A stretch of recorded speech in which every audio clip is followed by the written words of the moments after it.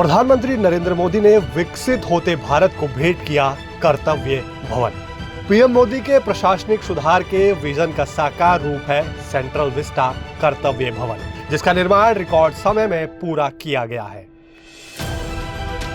कर्तव्य भवन का मुख्य उद्देश्य है दिल्ली भर में फैले विभिन्न मंत्रालयों के अलग अलग कार्यालयों को एक ही छत के नीचे लाना, ताकि भागदौड़ बच सके और महत्वपूर्ण निर्णय लेने में लगने वाले समय को कम किया जा सके। कर्तव्य भवन ये सिर्फ एक इमारत नहीं, बल्कि ये है सरकार के आधुनिक, कुशल और नागरिक केंद्रित विजन की पहचान। सेंट्रल विस्टा के बड़े बदलाव का पहला पड़ाव।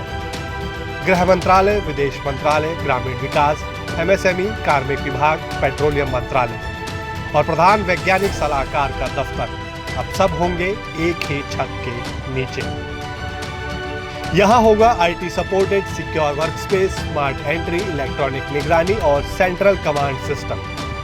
काम होगा तेज, फैसले होंगे फटाफट और जनता तक पहुंचेंगे समय पर। पर्यावरण के लिहाज से भी कर्तव्य भवन एक मिसाल है। Zero discharge campus, rain water harvesting, recycle material का इस्तेमाल, छत पर सोलर पैनल जो हर साल बनाएंगे 5 लाख से ज्यादा यूनिट बिजली, कम ऊर्जा ज्यादा काम, एलईडी लाइट्स, ऑटो सेंसर, बिजली बचाने वाले स्मार्ट लिफ्ट और खास कांच की खिड़कियां भवन के कमरे को रखेंगी ठंडा और बाहर के शोर को दूर। अब शास्त्री भवन, कृषि भवन, उद्योग भवन जैसी पुरानी इमारतों से मुक्ति, कम खर्च में रखरखाव, ज्यादा उत्पादकता और बेहतर कामकाज का माहौल।